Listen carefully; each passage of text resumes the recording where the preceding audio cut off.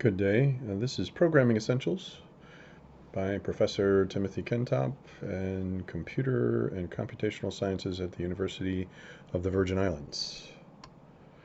So, we're going to cover some foundational concepts in computer science, an overview of computer architecture, two types of digital information, how binary values, Boolean logic, if then else is an example, provide control, the three competencies and two habits for success in programming, a critical caveat, the equal sign no longer means equivalent, coding made easy, pseudocode and self-description, the horrors of these omissions. What happened was you put on your tap dance shoes. A lot of mistakes happen because those simple methods are not followed. And final recommendation to work from prototype to production.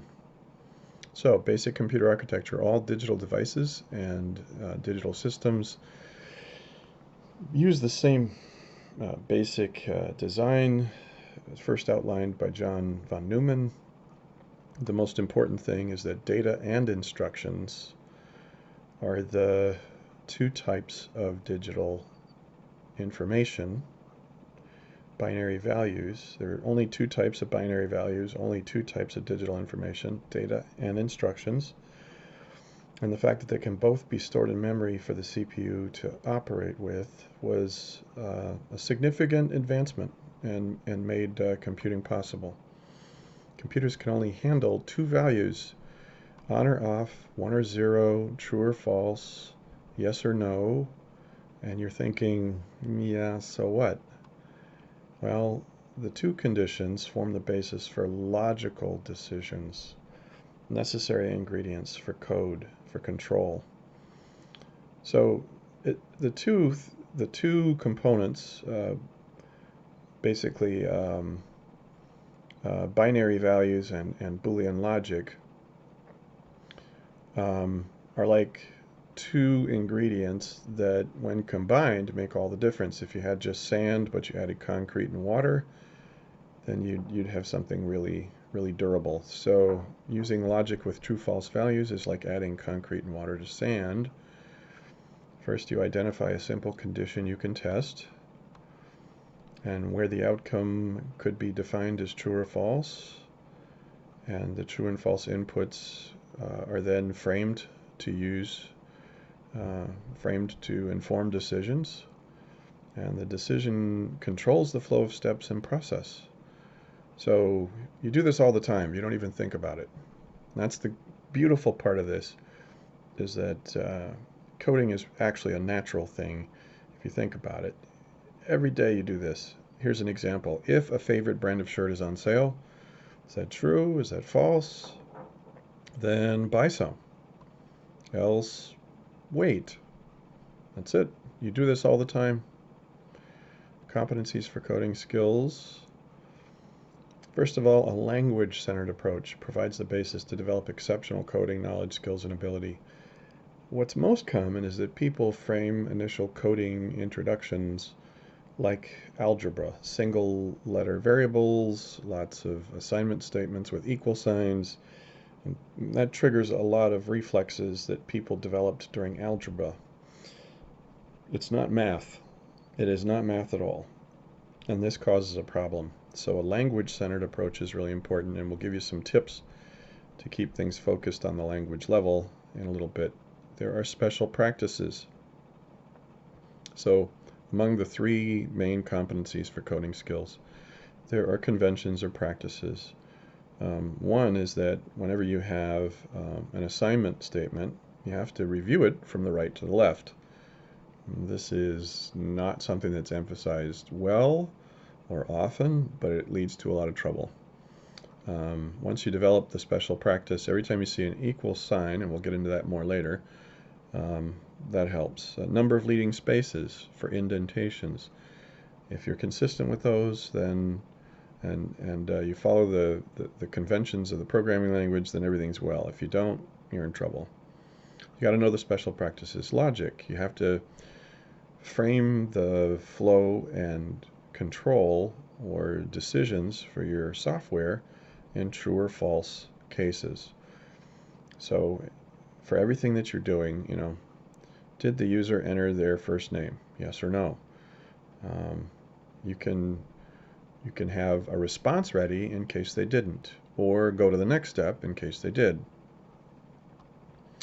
Indispensable components. Inputs, process, and outputs are the three indispensable primary components. Always think in terms of your intended output.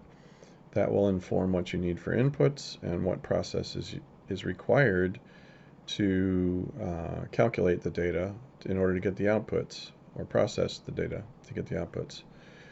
You need to know the keywords of any programming language, how the operators work, and the basic syntax, the punctuation, the commands, or keywords, right?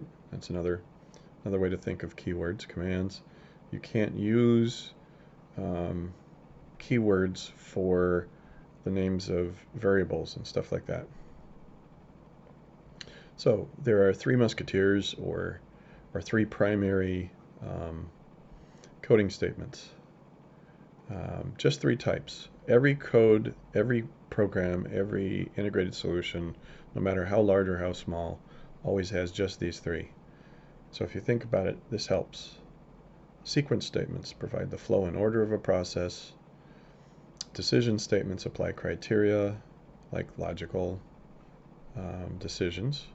And repetition statements provide the means for automation. Now, these repetition statements are dependent on decision statements to stop the loop, to stop the repetition. That's really important.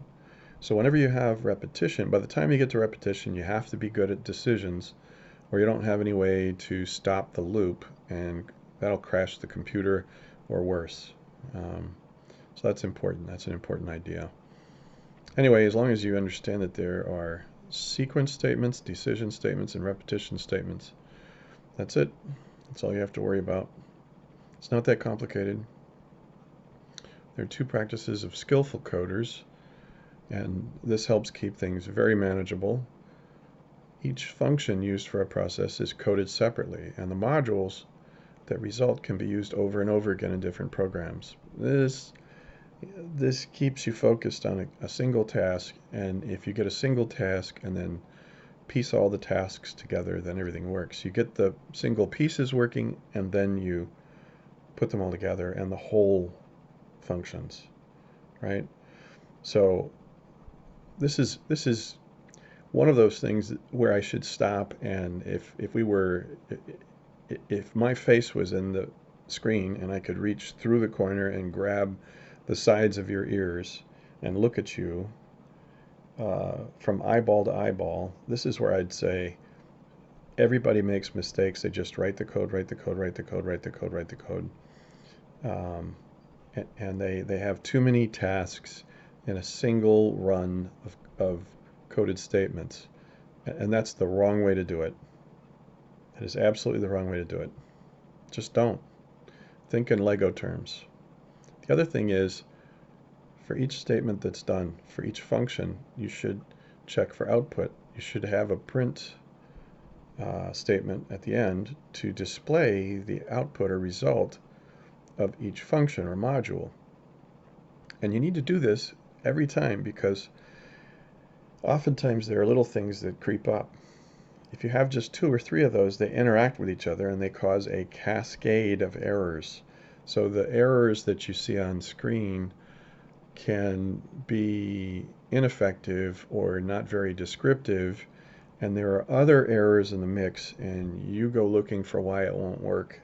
And because there's 2 or more errors, you can't find what's wrong, because they're interacting with each other.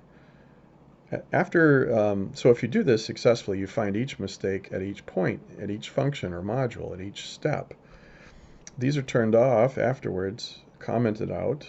So you put a little hashtag, or you put 2 slashes, or depending on the programming language or scripting language, it's really easy to do. And that just turns them off. Or remove them when you're finished. Just delete them when you're finished. And that really helps. Oh, by the way, output checks that are made for each statement, this is called test-driven development. This is something that's recommended by the best coders in the world. In the world. An important caveat is to understand that the equal symbol does not mean something is equal. All programming languages except one, and to date I think R is the only one that uses a different symbol.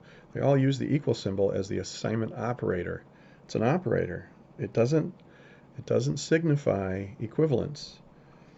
So you're supposed to evaluate the right side. This causes more mistakes than other factors for new coders. So a coding statement like I equals I plus 1, it causes subtle mental blocks, and this makes coding a simple task or a loop a lot harder, because people look at this and they go, this doesn't make any sense. For years they were taught to check their math algebra equations for sensible errors, and they see something like this, and in the back of their mind, it could be subtle, it could be even subconscious, but people lose their comfort for coding when they see stuff like this. The trick is to always start, whenever you see an equal sign, intentionally.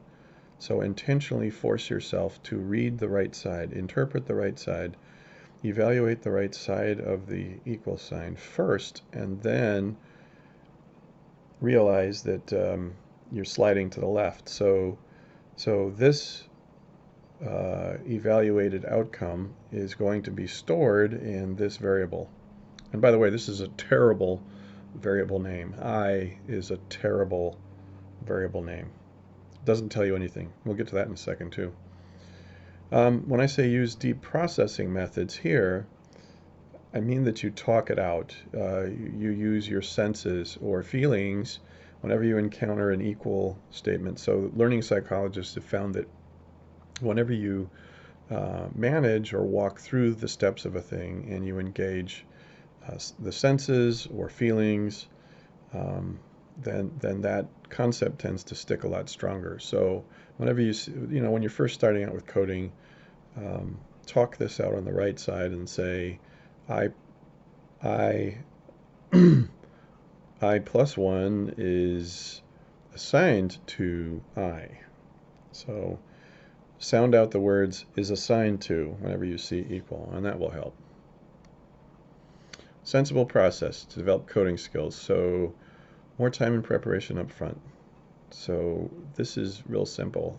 You didn't learn a musical instrument by picking up the instrument and just going. You had to do some things to prepare, some skills you had to develop, and you never stop doing this. You always have to warm up if you're a musician, and so you're always going to do this before you start coding. You want an IPO table, and I'll provide an example of this separately, but basically it's a 3-column table with inputs, process, and outputs. And all you do is state in plain words what the inputs are, the outputs are, and the process to get those outputs with the inputs, right? So plain words. And then underneath there's another row where once you list the inputs and list the outputs, now you can determine variable names for each of the inputs and outputs, where you store those inputs, where you store the output, the results of the processing and the calculation. Flowchart, and that's optional. If you just have a series of steps that finish a task and there's no decisions, then a flowchart is actually a waste of time, but I'll provide an example for that. And then the most important, pseudocode. So you always want to state the process. You're stating the process in language terms so that you trigger the language side of your brain. And then as you're writing the code, it's going to help you frame the statements that you write in the programming language, because you're linking that to plain English. People don't take the time to do this, and it's sad. I ask students all the time, where's your pseudocode? They don't have it, and their code isn't working. But they can't even articulate in plain terms what the steps are and what the decisions or logic is in plain English. You have to have that, just like you have to draw a diagram for math or physics problems. Okay, the secret sauce. Now this is one of those things another thing that really bites people, variable names. You always include a leading hint about the data type. All variables are objects that store inputs or outputs, and they have a specific type. Some are whole numbers. Some involve numbers with decimal points. Others involve strings of characters or letters. Some involve true and false values. They're Boolean.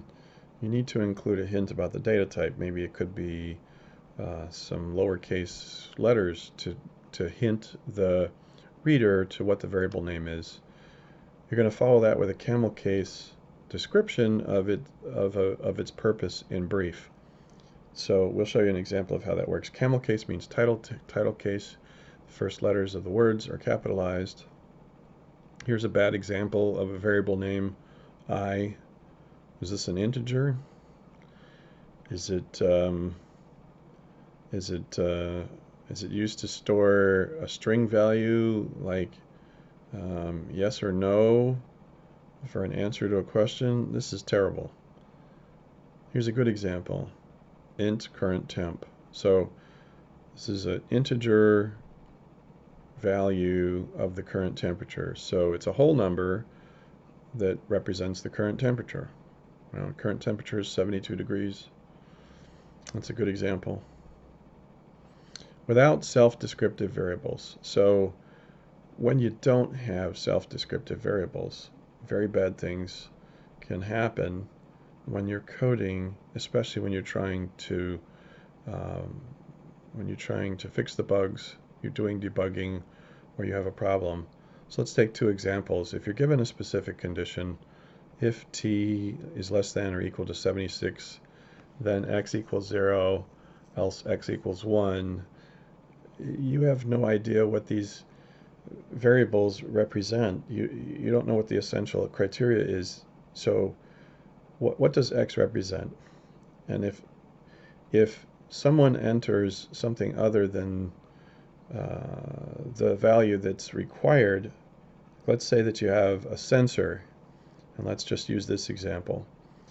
Let's pretend that you have a sensor that measures the temperature, and it provides a decimal number, a real number, except that the code requires whole numbers in order to function. If your sensor provides the wrong type of number, it can generate an error, and when it's referring to a single letter variable, it's not always obvious which criteria counts. You'd be surprised at how often it just a little bit of extra definition makes fixing a problem much cleaner. Here's the same situation. So given an air conditioner, right, AC, if the whole number current temperature is less than or equal to 76, then the Boolean air conditioner state is equal to off, right? It's on or off. It's a Boolean value. So the air conditioner is off if the temperature is less than or equal to 76. Otherwise, it's on. Else, the AC state is on. It's much easier to understand. Given the context, if you get an error during debugging, you have a better idea of where to start to fix the problem. So, now, vagaries of single letter variables. So here's an example of what can happen and how bad it can happen if you just use single letter variables. And we're not even going to use programming. We're going to use a familiar example in algebra. So let's pretend that you're in algebra, and what you have, this is just to drive the point home. So in algebra, as long as you do the same thing on both sides of the equation, right? So in this case, the equal sign does work like an equivalent, right? A equals B. We were taught in algebra that you can multiply both sides by A, and you're still good. You haven't changed anything. But let's keep going. So as you continue in the process, some things start getting lost. We're going to subtract b squared from both sides, right? So now we have a squared minus b squared is equal to ab minus b squared. Any math teacher could tell you we're good. Then we factor both terms. Okay, whoops. We're going to factor both terms. So a squared minus b squared becomes a plus b times a minus b, and ab minus b squared becomes b times a minus b. Oh, I have something in common on both sides.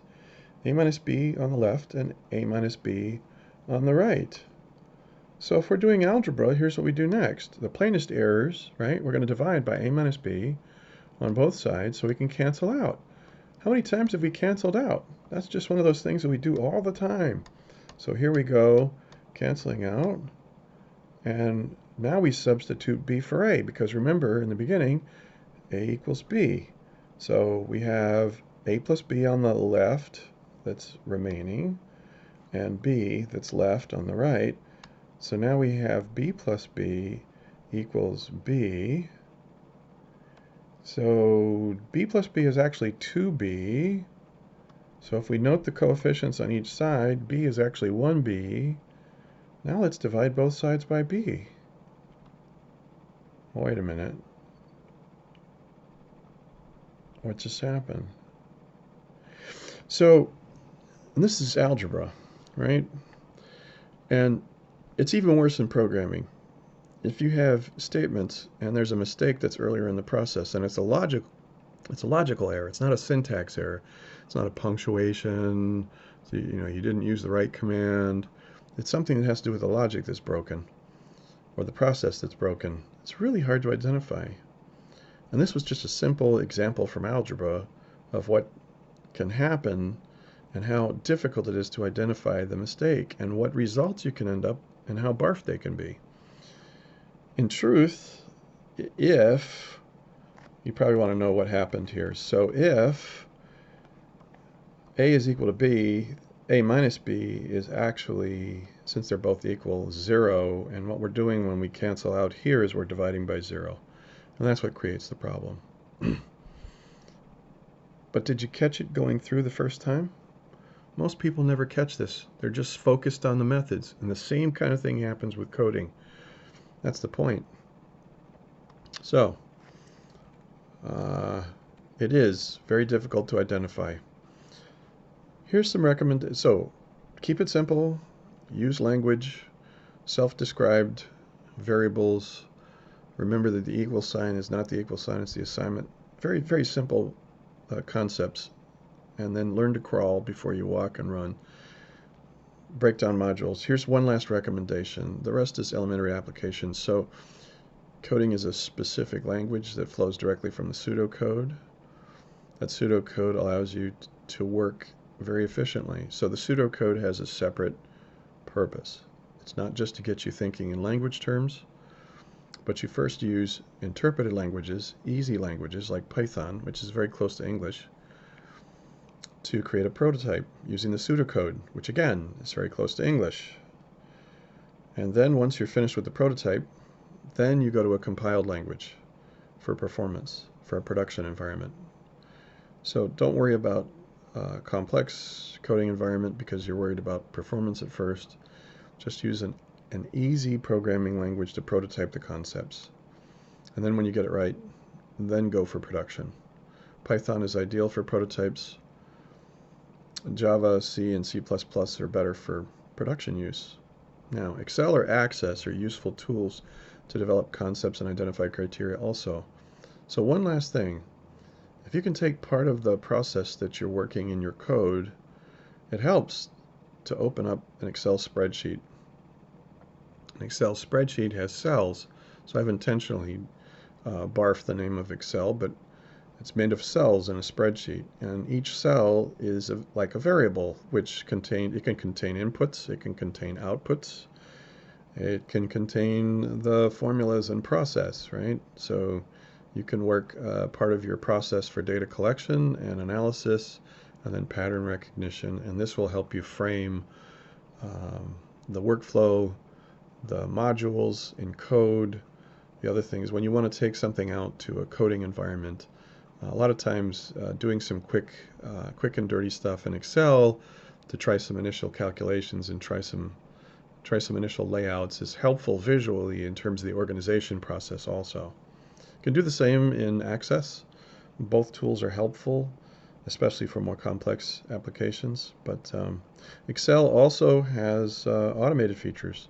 So you can actually turn on what's called a macro and then walk through the process of setting up some formulas, and it'll actually write the code for you in Visual Basic. So you can bring that into like a Visual Studio environment, and take it from there. And this concludes our presentation. Be sure to check out the other resources related to this reference, and stay tuned for the next walkthrough. Thank you.